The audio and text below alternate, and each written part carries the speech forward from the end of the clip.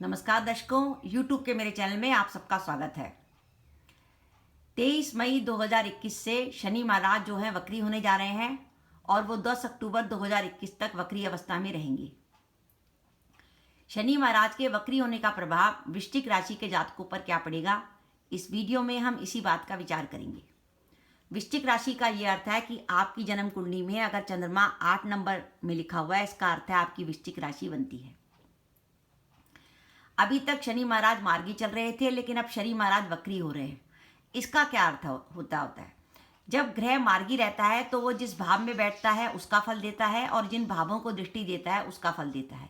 जैसे शनि महाराज इस समय मकर राशि में चल रहे थे और वो 5वें भाव को देख रहे थे, 7वें भाव को देख रहे थे और उनकी दृष्टि 10वें भाव पर थी। तो इस तरीके से शनि का प्रभाव 3, 5वें, 7वें और 10वें यानी पंचम भाव, नवम भाव और द्वादश भाव और तीसरे भाव का फल शनि महाराज दे रहे थे।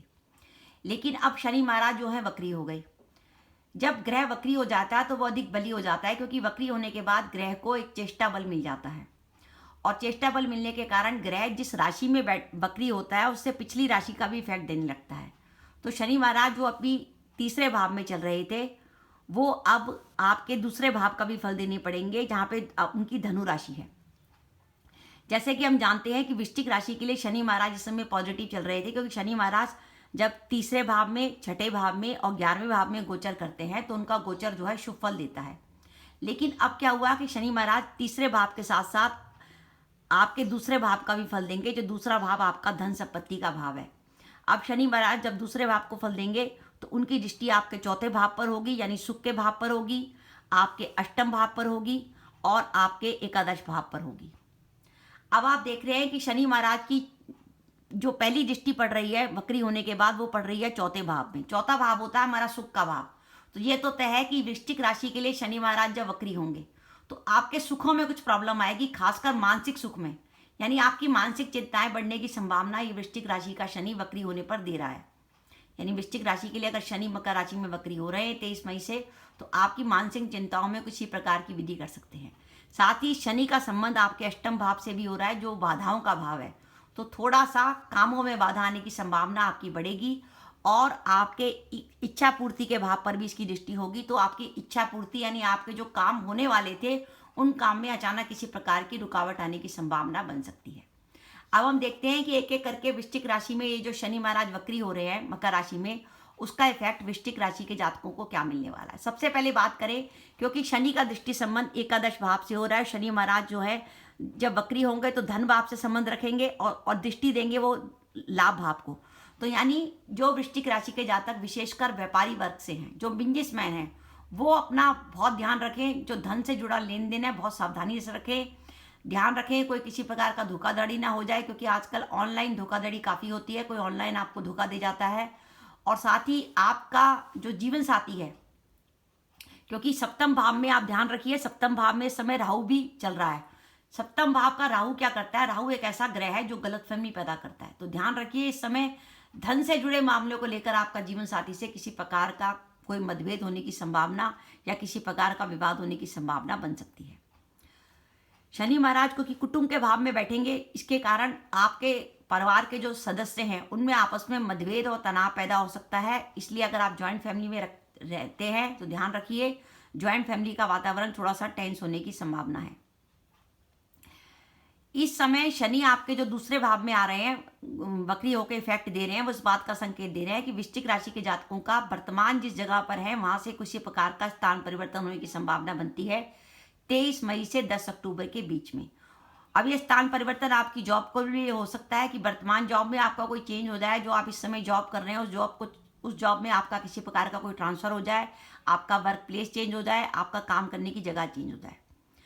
अब हम बात करें हेल्थ की, क्योंकि इस समय हेल्थ जो है बहुत इंपॉर्टेंट हो गई है कोरोना के काल में। तो 3 मामलों में मैं आपको हेल्थ के लिए कहूँगी। एक तो सबसे पहली बात कि आप अपने जीवन साथी के स्वास्थ्य का ध्यान रखिए। जीवन साथी के स्वास्थ्य में किसी प्रकार की टेंशन आने की संभावना बनती है। साथ ही अपनी हेल्थ का भी ध्यान रखिए, क्योंकि आपके देवगुरु बृहस्पति की दृष्टि आपके लगन पर होगी नहीं, आपके चंद्र लगन पर, और आपका जो लगन है वो केतु के प्रभाव में है। तो इस तरीके से आप अपनी हेल्थ का ध्यान रखिए। साथ ही क्योंकि शनि की दृष्टि शनि की दृष्टि पंचम भाव पर भी होगी और पंचम भाव पर केतु की भी दृष्टि होगी।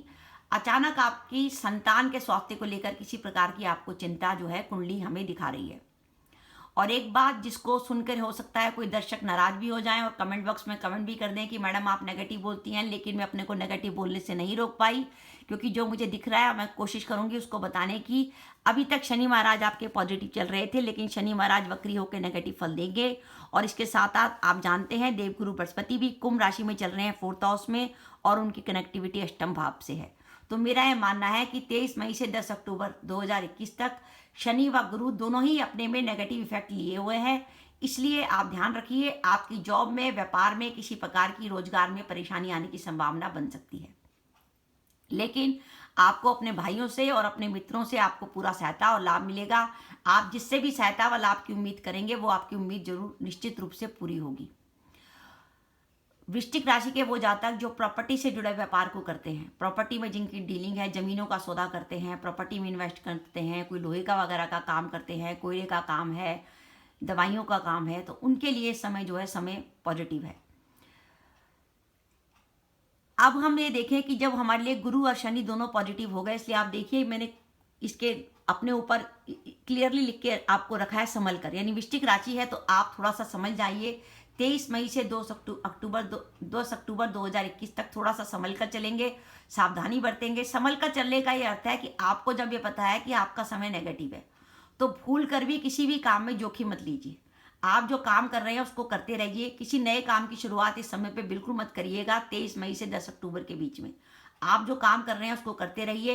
पैसे को लेकर किसी को पैसा उधार मत दीजिए और पैसे को लेकर किसी पे विश्वास मत करिए। और अपनी हेल्थ का, अपनी पत्नी की हेल्थ का और अपनी संतान की हेल्थ का विशेष रूप से ध्यान रखिए। अब हमें इस जो स्थिति हमारे लिए नेगेटिव आई है उससे निकलने के लिए क्या उपाय है?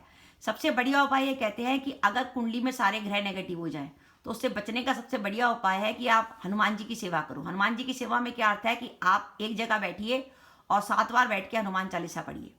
इसमें ध्यान रखना है कि हमें 7 बार जो हनुमान चालीसा पढ़नी है वो लगातार एक ही जगह बैठ के पढ़नी है।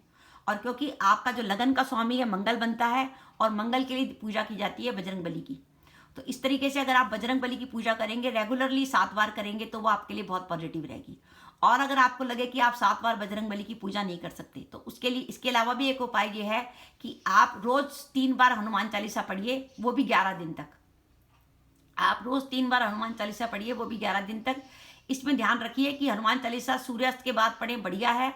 और जो हनुमान चालीसा पढ़ने का समय है, जैसे आप रोज 3 बार जो हनुमान चालीसा पढ़ते हैं वो समय निश्चित रखिए। जैसे रात को 8 बजे पढ़ते हैं तो आप 11 के 11 दिन रात को 8 बजे ही पढ़िए। तो इस तरीके से अगर आप कुछ ना कुछ उपाय करेंगे तो निश्चित रूप से आप इस स्थिति से निकल जाएंगे। मेरा इस वीडियो को बनाने का उद्देश्य आपको डराने का नहीं है। मेरा उद्देश्य आपको सिर्फ सावधान करने का है कि कई बार क्या होता है, हम जिंदगी में कोई ऑप्शन आ रहा होता है, हम उसको अवेल कर लेते हैं बिना सोचे समझे कि हमारी वर्तमान ग्रहों की स्थिति क्या चल रही है। साथ ही एक बात और, अगर आपकी वृश्चिक राशि है और आपकी कुंडली में बुध की महादशा या बुध की अंतर्दशा चल रही है तो मैं आपसे कहूंगी कि हनुमान चालीसा के साथ साथ आप विष्णु सहस्त्रनाम का भी पाठ करिए, क्योंकि जो बुध है वो आपकी कुंडली के अष्टमेश बनते हैं। तो अगर आप विष्णु सहस्त्रनाम का भी पाठ करेंगे तो आपके लिए बहुत अच्छा होगा। उसमें कोई ज़्यादा टेंशन नहीं है। आप मार्केट से किताब ला सकते हैं विष्णु सहस्त्रनाम की, और या चाहें तो इंटरनेट से अपलोड कर सकते हैं। उसमें भगवान विष्णु के 1000 नाम दे रखे हैं और उनको आपको केवल पढ़ना है। तो इस तरीके से आप ये छोटे छोटे उपाय करेंगे तो निश्चित रूप से आप इस स्थिति से निकल जाएंगे। तो दर्शकों, आपको मेरा वीडियो कैसा लगा प्लीज़ कमेंट बॉक्स में कमेंट करके बताइएगा। इसके साथ ही अगर आप मेरे चैनल पर पहली बार आए हैं और आपने मेरा चैनल अभी तक सब्सक्राइब नहीं किया तो कृपया मेरा चैनल सब्सक्राइब कर दें, साथ ही बेल आइकन को भी दबा दें, जिससे जब भी मैं अपने वीडियो अपलोड करूं उसके नोटिफिकेशन आपको मिल जाए और आप मेरा वीडियो देख सकें। इसके साथ ही नमस्कार दर्शकों, जय माता दी।